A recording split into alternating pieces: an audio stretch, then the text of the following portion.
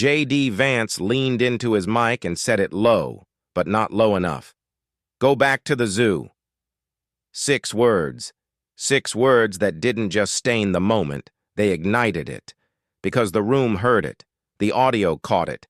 And Jasmine Crockett, she didn't blink, didn't flinch, just stopped. You're witnessing power shift in real time. If you're here for the truth, hit like, drop a comment with where you're watching from, and subscribe, because this moment changed the game. Was 9:03 a.m. room 2141 in the Rayburn House office building, a federal hearing on sentencing reform. It was supposed to be another slow-moving policy discussion, but from the moment J.D. Vance opened his mouth, you could feel it. This wouldn't be typical. Crockett sat near the end of the panel. Notes. In front of her, glasses low on her nose. She had the data. She wasn't there for drama. She came ready, with facts. But when Vance started talking about fatherlessness, cultural decay, and urban crime waves, the room shifted. The playbook was old, the rhetoric familiar. Then it was her turn. No smile, no pleasantries. "Senator Vance," she said, "you speak of protecting families, yet your record shows consistent opposition to sentencing reform, reform that disproportionately affects Black and Latino communities. How do you square that with your so-called values?" He didn't like it. You could see it. Jaw tightened, hands clenched. "With all due respect," he said, "you're confusing law enforcement with injustice. Crime doesn't have a color. Responsibility isn't racial." Crockett didn't raise her voice, didn't even move. "Right," she replied. "So when nearly identical cases in white counties get diversion, but Black teenagers are locked up for life, you call that colorblind?" Vance had no response, none that wouldn't collapse his entire argument. He cleared his throat, shifted in his seat. "There are socio-economic differences, yes," he offered, "but turning this into a race war doesn't help." Crockett didn't look down. "It's already about race, Senator. The data made that clear long before I walked into this building." The silence that followed wasn't passive. It was charged. This wasn't politics anymore. This was reckoning. Crockett turned another page in her binder. "Do you believe today's federal sentencing guidelines are fair?" He paused. Too long. "No system is perfect." "That's not what I asked." More silence. "It's adequate," he finally muttered, "given what we're dealing with." Crockett nodded. Confirmation, not agreement. "That's not a policy position, that's an evasion." Then came the moment. The insult, the slip, the truth. Not shouted, not screamed, just muttered, meant to stay hidden but caught on mic. "Why don't you just go back to the zoo?" Crockett heard it. She removed her glasses, set them gently on the table. Then, "Would you like to repeat that for the record?" The room froze. No one moved. No one breathed. Everyone had heard it. Still, she didn't yell, didn't rise, didn't perform.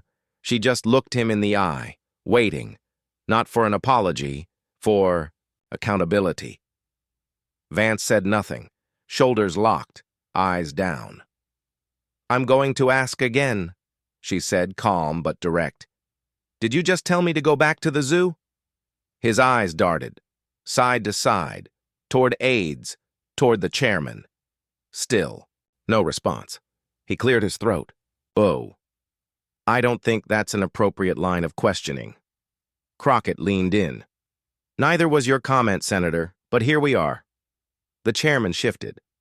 "Representative Crockett, let's stay focused." "I am focused," she said, never looking away. "Focused on what happens when power cloaks hate incivility. When a U.S. senator speaks to a colleague as if she doesn't belong." The chairman exhaled. "Let's keep it civil." "This is civil," she replied. "What's not civil is implying I'm less than human for holding you accountable." Still no answer. No denial, no apology, just silence. Crockett kept going. "Let me tell you something, Senator. I've sat in rooms where I wasn't welcome. Been at tables where they pretended not to hear me. Argued cases where my voice was cut off before I finished a sentence. But I've never let that shake who I am. Vance sat rigid, silent. You want to talk about crime?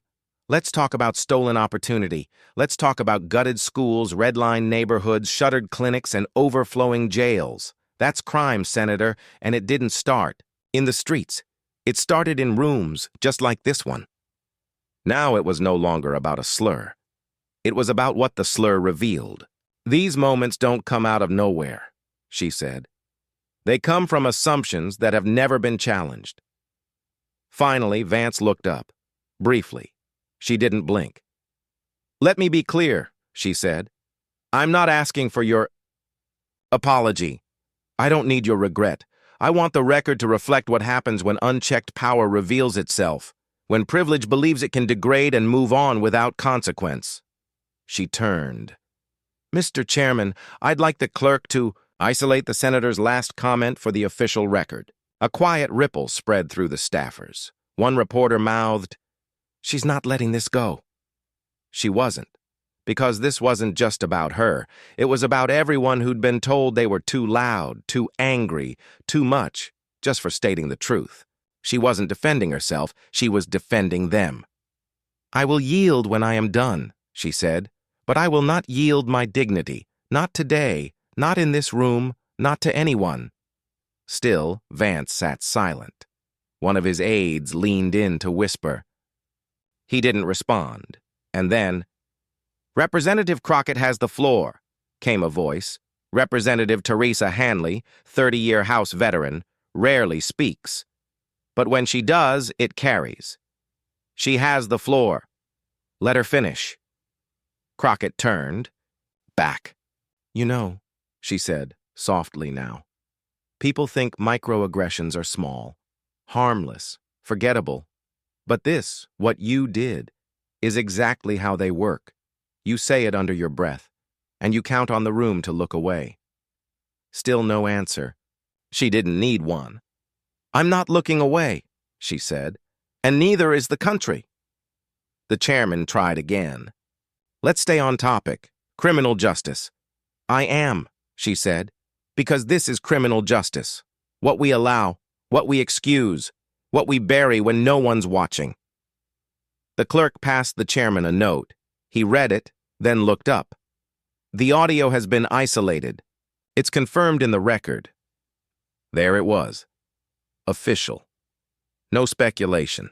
No spin. Just, go back to the zoo. And what came next? She didn't gloat. Didn't grandstand. She simply said, I want that time stamped.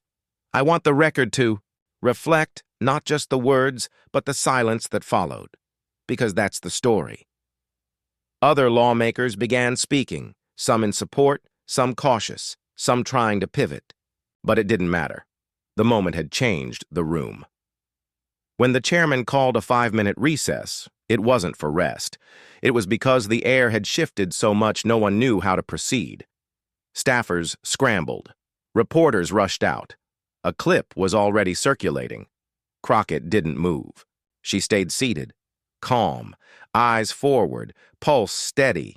Vance remained too, but smaller now, folded in on himself. His aides whispering, pressing notes into his hands he didn't read.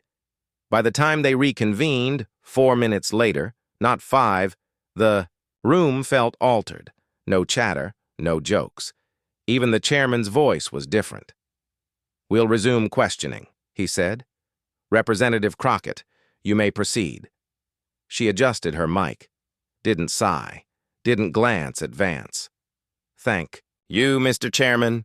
Then, Dr. Bean, you've written about sentencing disparities. She was back to policy, but the room wasn't.